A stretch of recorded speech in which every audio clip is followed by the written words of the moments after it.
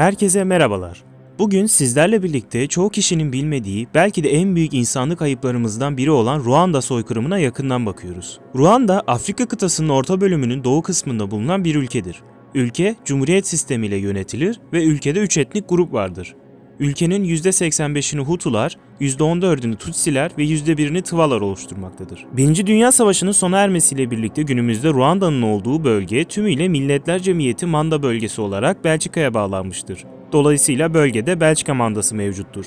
Belçikalılar Afrika'da tamamen aynı din, ırk, gelenek geçmişinden gelmelerine rağmen insanları etnik grubuyla ayrımcılığa yönlendirip Hutu ve Tutsileri her daim birbirine karşı getirmiştir. Tutsilerin daha uzun boylu, daha narin ve daha güzel olduklarını iddia etmiş ve bir takım ayrıcalıklar tanımıştır. Çıkarları doğrultusunda Belçika bir zaman sonra çok olan az olanı ezer mottosu ile bu sefer Hutuları desteklemeye başlamış, daha önce gördükleri zulümden dolayı hırslı ve sinirli olan Hutular Tutsilerden intikam almak için can atmıştır. İkinci Dünya Savaşı'ndan sonra Ruanda bağımsızlığını kazandı ve iktidara Parmehutu hareketi yani Hutu Özgürlük Hareketi geldi.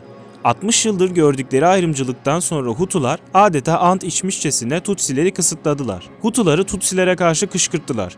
Tutsileri küçümsediler, onları halklarını kirletmekle, ezik göstermekle suçladılar. İşte bunca kışkırtma sonunda olayın fitili ateşlendi ve iki grup arasında çatışmalar başladı. 1960'larda bu çatışmalar sonucunda yaklaşık 20.000 Tutsi öldürüldü ve 160.000 kadar Tutsi çevre ülkelere sığınmak zorunda kaldı. 1973'te Juvenal Habyarimana bir darbeyle iktidarı ele geçirip Parmehutu hareketine son verdi. Ancak kendisi de bir Hutu milliyetçisi olduğundan Tutsiler açısından pek fazla bir değişiklik olmadı. 1980 yılına kadar komşu ülkelerdeki Tutsi nüfusu 500 binlere kadar ulaştı. Eğitimli ve kalifiyeli kişiler olmaları sebebiyle gittikleri ülkelerdeki önemli kadroları ele geçirerek ülkelerine dönüş için organize olmaya çalıştılar. Bu amaçla kurulan Ruanda Yurtseverler Birliği yani RYB, Ruanda hükümetine baskı kurmaya çalıştı ancak politik bir çözüme varılamadı. Uganda'daki kamplarından çıkıp Ruanda'da hükümetle silahlı mücadeleye başladıkları 1 Ocak 1990'dan 1992'ye kadar bir iç savaş yaşandı ancak Ağustos'ta imzalanan ateşkesle geçici olarak savaş durduruldu. En ücra köylere kadar her yerde Interahamwe adı verilen yerel yarı askeri örgütler kurularak Tutsiler ve ılımlı Hutular fişlendi. Ülkenin ekonomisi silah alımına uygun olmadığı için Çin'e yüz binlerce satır siparişi verildi. Satır verilemeyenlere ise sivri uçlu sopalar verilerek bunları yakında başlayacak olan böcek avında kullanmaları söylendi. Böcek derken elbette Tutsiler kastediliyordu. Bütün bu hazırlıkların farkında olan Hutu hükümeti önlem olarak hiçbir şey yapmadı. Kaldı ki bu satırların Ruandalı iş insanı Felicien Kabuga tarafından finanse edildiği iddia edildi.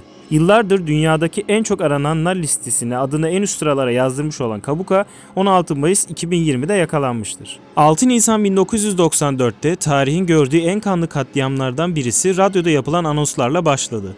O gün bir Hutu olan devlet başkanının uçağı düşürüldü. Ülkede yaşanan kaostan faydalanan Interahamwe üyeleri ellerindeki listelere bakarak eğitimli Tutsi ve ılımlı Hutular başta olmak üzere kıyıma başladılar. Somali başarısızlığın etkisiyle bölgeden uzak durmak isteyen ABD, baskı yaparak ve bölgede öldürülen 10 Birleşmiş Milletler askerini sebep göstererek Birleşmiş Milletler Barış Gücü askerlerinin çekilmesini sağladı. Bunun üzerine katliam daha da şiddetlendi. Hutu milisleri neredeyse ellerine geçen her aletle balta, bıçak, satır, taş ile Tutsileri öldürmeye başladılar. Parası olan Tutsiler kurşun parası vererek acısız ölümü satın alıyorlardı. Olmayanlar ise en acımasız şekilde öldürülüyordu. Öldürmekten yorulan Hutular Tutsilerin kaçmasını önlemek maksadıyla Aşil tendonlarını kesiyor, dinlendikten sonra katliamlarına devam ediyorlardı. Kilisede rahipler, hastanede doktorlar ellerindeki Tutsileri cellatlarına teslim ediyorlardı. Ceset saklanabilecek her yer cesetlerle dolmuş, cesetlere saldıran köpeklere sinirlenen Hutular o dönemde neredeyse ülkedeki tüm köpekleri öldürerek yok etmiştir. Dünyadaki soykırımlara seyirci kalmayacağını söyleyen Fransa ve ABD gibi ülkeler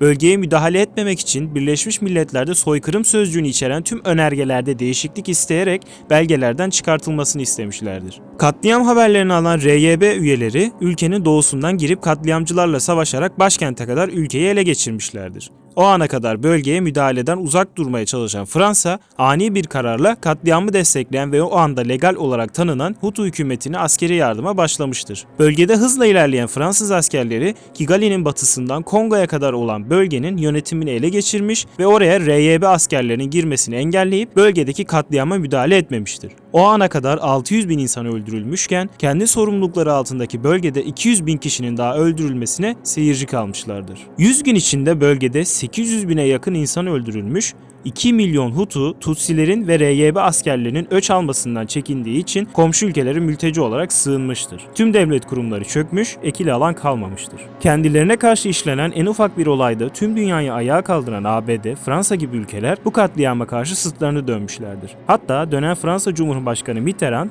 o ülkelerde bir soykırım yaşanması o kadar da önemli bir şey değil diye açıklamada bulunmuştur. Siz bu katliam ve Avrupa ülkelerinin tutumu hakkında ne düşünüyorsunuz? Yorumlarda buluşalım. Bilgi öküzleri olarak bugün sizlere anlatacaklarımız bu kadardı. Daha sonraki içeriklerimizden haberdar olmak için abone olabilir ve bildirimleri açabilirsiniz. Kendinize iyi bakın, hoşça kalın.